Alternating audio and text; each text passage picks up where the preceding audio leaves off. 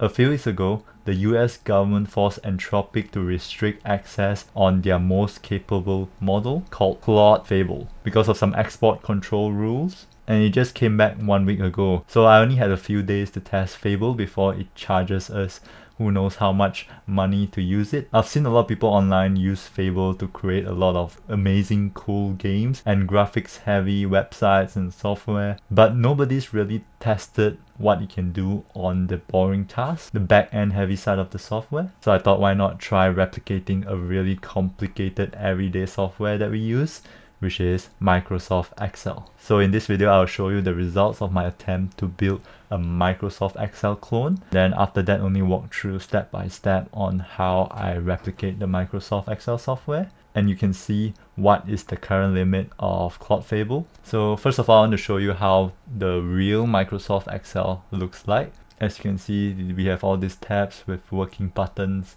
draw, page layout, and the file is similar to this. And this is the replica of Microsoft Excel that Claude Fable built. As you can see, the layout and the columns are really similar. You can scroll down and you can see about 200 cells and columns. You can do all the basic function like dragging it, increasing the size, really similar to Excel. Let's just type something in, category. You can change some of the fonts, you can change the text size as well. Okay, so it needs to update after a bit, and then you can Control V, paste it. You can change color on the cells as well. Also, you can do a lot of the iconic Excel feature. Let's say if I do 10 here, and then I can also drag it out to fill the columns, drag it out again to fill the columns. This is very great feature of Excel. And then I can also do this to sequence it, and then it will fill up in sequence. So this is a really big part of Excel that it did it really well. Let's see if it can do, let's see if it knows how to extend the sequence. Yeah, not bad. So all the basic feature actually work. You can also actually create a new sheet here, and then you can delete this one. So we have sheet 2 now. Then I'm gonna paste in some sample data. So this is our sample data, and these are like our monthly budget. So I also asked it to add a table feature.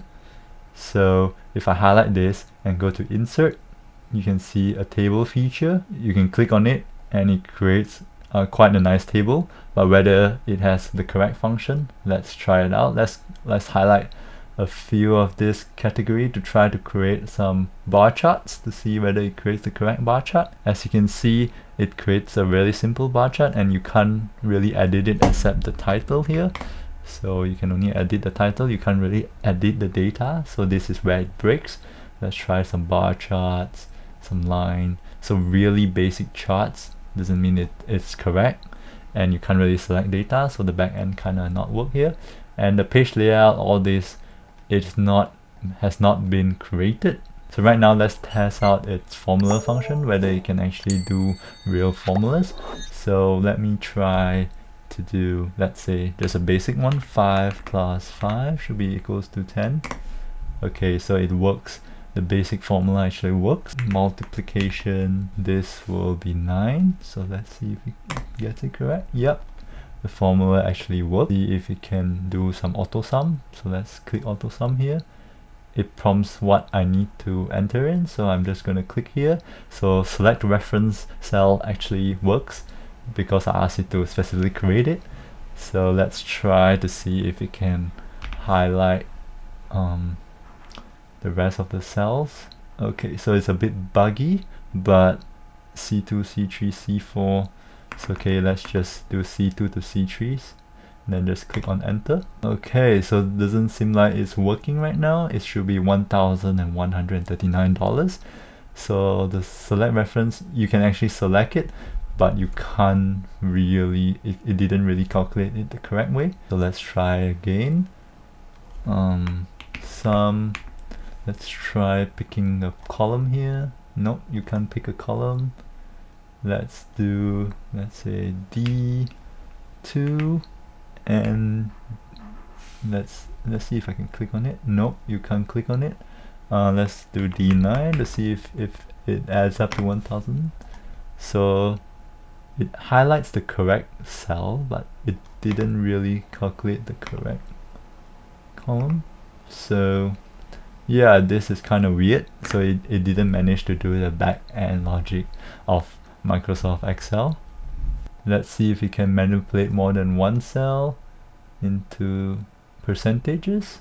So it only manipulates one cell at a time. Percentage work, the comma works as well. How about the dates? I don't think the dates will work. There's also an undo redo button. Let's test whether you can actually insert a new row. So let's highlight row 7 and insert row above. It is able to insert a row, which is great. How about adding a column to the left? Okay, it's great. It can create a new column. How about deleting this column? Okay, it manages to delete successfully. It can do really basic backend, but when it comes to the click reference style especially, it starts to break. But one impressive thing you can do is if you go to file, you can create a new blank workbook, and then you can create a new one. You can also open and save the workbook as an actual Excel file. So if you save it, you can actually open it in the actual Excel software. As you can see, you can actually open it up right here with the data, which I thought is pretty impressive. So now let me walk you through what I prompt. So first of all, this is my first prompt: build me an exact replica of Microsoft Excel software, make no mistakes. So it took about a while, took about 10 minutes to build our first prototype. First prototype is actually really good, and it uses about my 12% of my usage.